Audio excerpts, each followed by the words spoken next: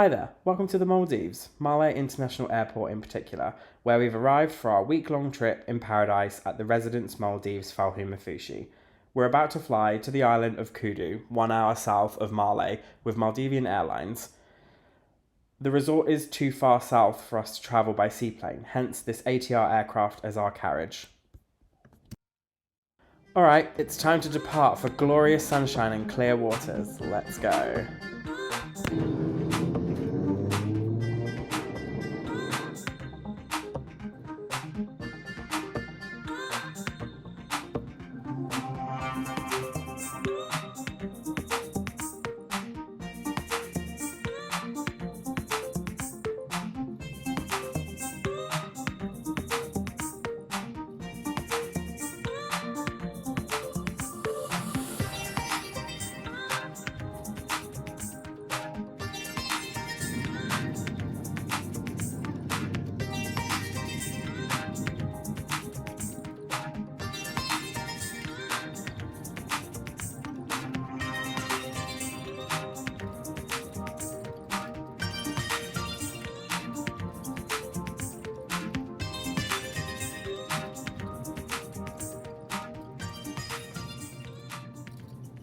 That's the flight complete and we have arrived in Kooddoo. The airport is super tiny. The luggage collection was actually quite funny. It was literally just a door. But now we are off to the island of Dhigurah, which is where our hotel and resort is located. The speedboat ride takes about 5 to 7 minutes from Kooddoo, and the Residence has 2 connected resorts on each island. Dhigurah being their newest, opening in 2019. We'll be staying on their original resort island of Falhuumafushi, which opened back in 2012. So we arrived on the island of Dhigurah. So guests staying on this island were taken to the lobby, which was literally a 2-minute drive from this piece. And Falhuumafushi, where we were staying, is a 5-minute drive. So both islands are connected by a really lovely footbridge, which is 1 kilometre long, which you can see here. And you can access both islands' facilities via bicycle or buggy.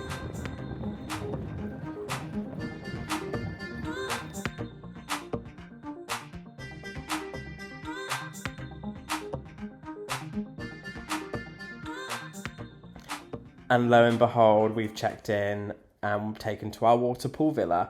The island has water pool villas, but also just separate water villas, which don't have the swimming pool. We've had a couple of pinch me moments getting here, and this is just the icing on the cake for us. Perched over the turquoise lagoon, the water pool villas offer an airy living space. Dark wooden floors complemented by classic looking furniture makes it feel quite timeless. The swimming pool attached to the end of the deck always looked inviting every day, offering views of the ocean ahead, complemented by 2 sunbeds, parasol and a table and chair set. You can also access the water below if you wanted to go snorkeling.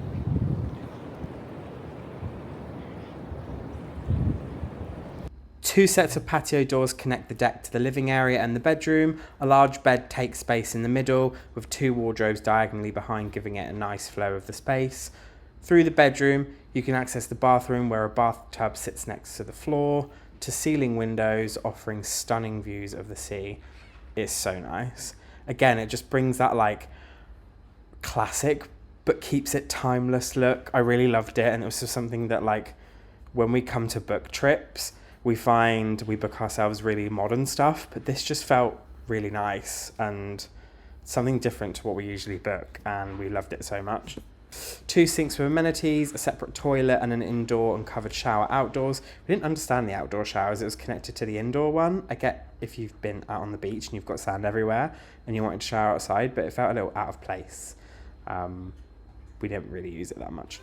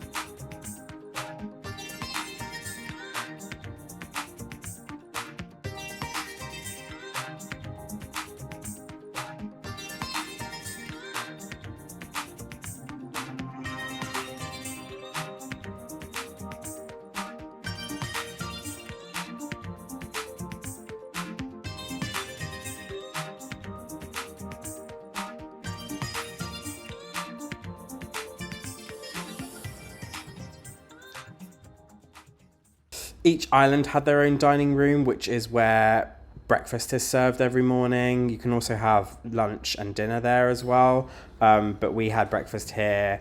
Everything was super fresh. There were pastries, hot food, omelette station, even like cold items, cold cheeses and meats, cereals, yogurts. Pretty extensive selection actually, given that this was the smaller side. But everything was super fresh and always topped up.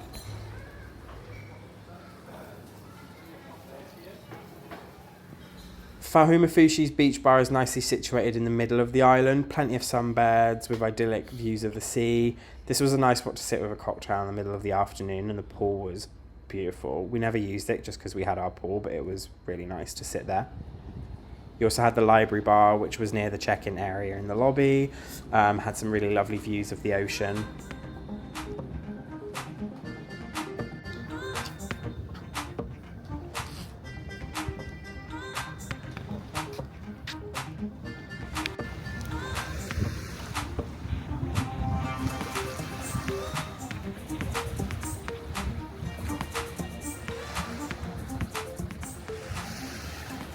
Both islands also had a gym. The gym on Falhuumafushi was really neatly sized and well equipped with a handful of cardio machines, free weights, assisted weight machines. We actually managed to have it to ourselves at each visit. The one on Dhigurah looked pretty busy every time we passed it, so we felt super lucky, and it was super cool in there despite them recommending you turn the aircon off just because they were very eco-conscious.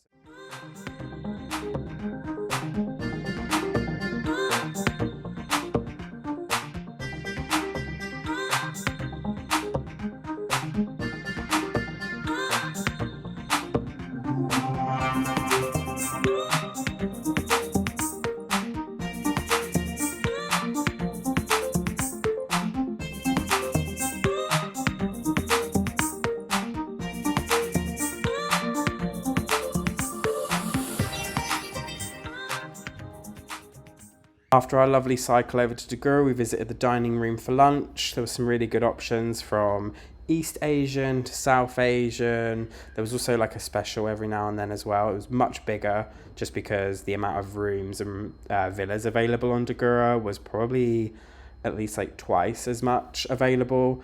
But the food section was really good. We found the food wasn't as fresh, weirdly, even though there was more people. So you'd think they'd top it up more. But yeah, it was not as fresh as Falhuumafushi. And here's Josh going for a little run in 25 degrees. Actually quite crazy, but good for him.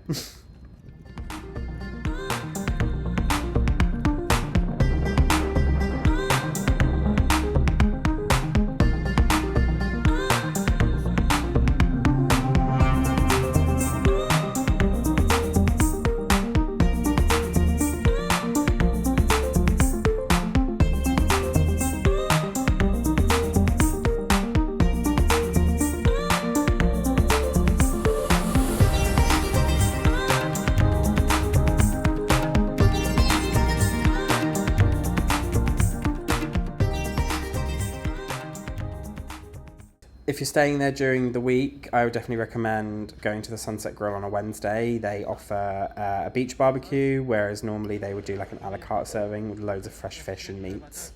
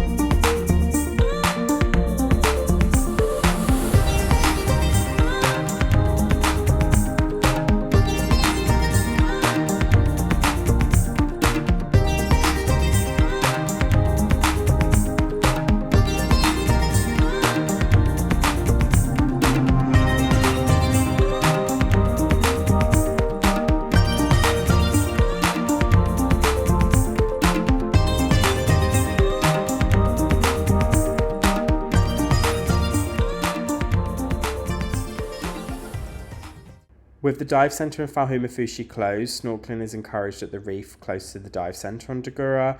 After talking to a couple of people that were regular Maldives holiday goers, this resort, in their opinion, had one of the best reefs. And as you can tell by my footage, it was pretty nice. There was a lot of fish.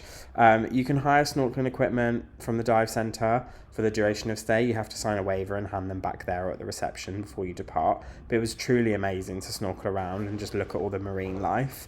I ended up going with a couple from Germany for safety, as I was by myself, just because Josh doesn't like swimming.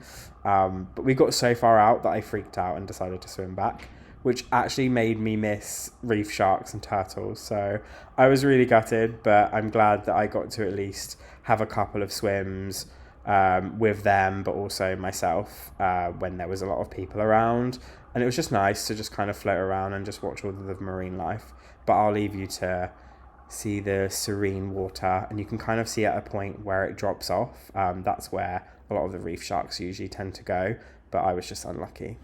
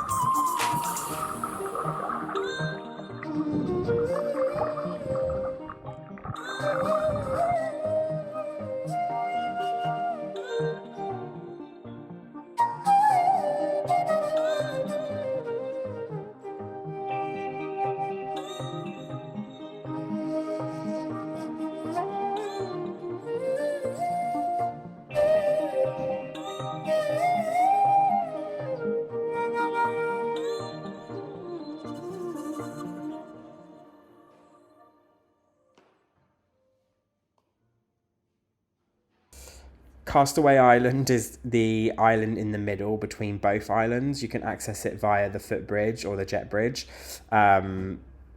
It's really nice. I think they do a lot of like beach parties here. It was very quiet. The bar was only open at certain points of the day, so we didn't really spend much time here, but it was nice to just, have a look around. With that, there was also some pretty cool photo moments. There was some swings. There was also like a love heart shape seat which you could sit in, which we'll show you. But it was a really nice place. I mean, it was good if you wanted to come and have just a bit of peace and quiet away from the beach bars and just come and read a book. It was very hot and shade was limited, so we didn't stay there long.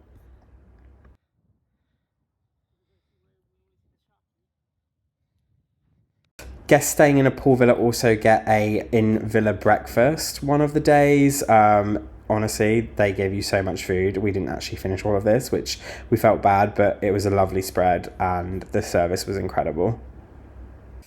You can book different types of excursions through the dive centre as well. We booked a sunset dolphin cruise, which, is what it says on the tin, but it was really cool. We got to go out on these traditional kind of Maldivian style boats. They kind of remind me of the boats in Thailand a little bit. Very cool. It was a lovely experience as well. We had a guide which kind of explained the rules before we set off. We were split into groups and there were 2 different boats, which gave everyone an ample opportunity to try and see dolphins.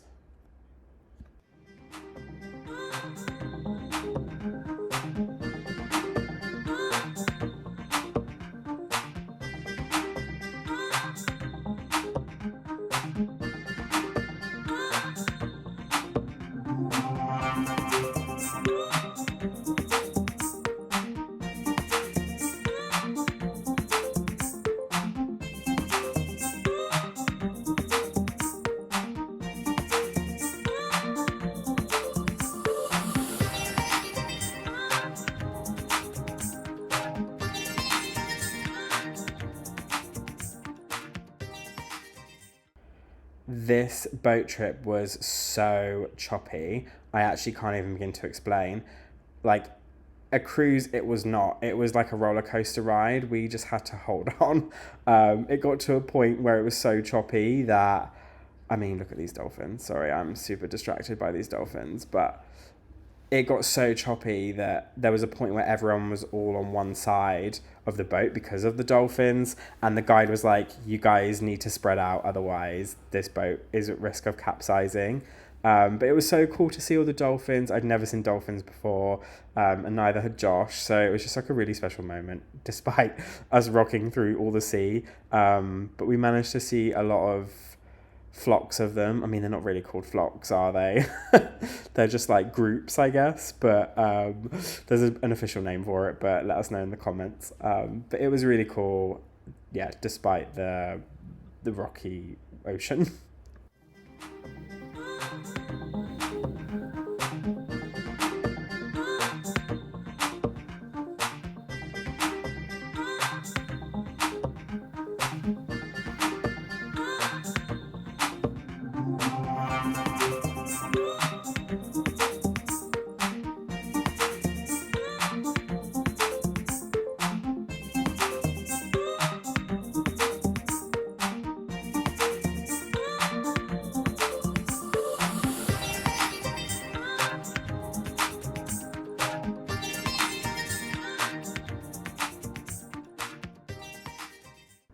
After that eventful cruise, we headed to the beach club on Dhigurah, which is similar to the beach bar. It's obviously a lot bigger. They host a live DJ there every night from 7:30. This was kind of like a pre-dinner drink before we headed over to Li Bai for some Chinese food. We had some cocktails and some samosas. It was really delicious. Li Bai specialises in Cantonese food. In the daytime, it's a restaurant called Long Island, which we visited, which we showed earlier in the video. They serve Italian food, but this was pure Cantonese food, and it was absolutely delicious. We got to sit out close to the sea and listen to the waves. We actually had the DJ start playing midway through our meal, but it was still a nice setting. And actually, this was probably my favourite restaurant on the island. Just the food was just incredible and impeccable.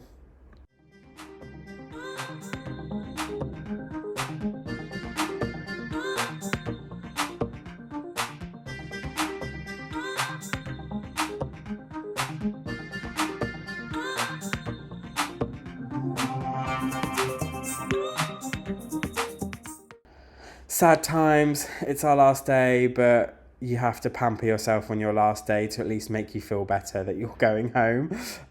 We visited the spa, which was really close to our pool villa. And the spas on both islands are sponsored by Clarion, or Clarins. We call it Clarins in the UK, but the products they use were all provided by them. We had some tea to start, looking over the views. It was actually quite funny that we could see our waterpool villa from there. And then we headed into the treatment room where we both had a lovely massage and a facial. I think in total it was probably about $400 for the package, which is quite pricey, but given it's the Maldives, it's a once in a lifetime experience, so we wanted to make the use of it. They had this really cute little balcony area as well where you could sit after your treatment and just take in the view, and it was really special. It was really nice kind of to close out our last day here, just as the sun set. We were also given a little gift bag at the end which contained a facial SPF cream.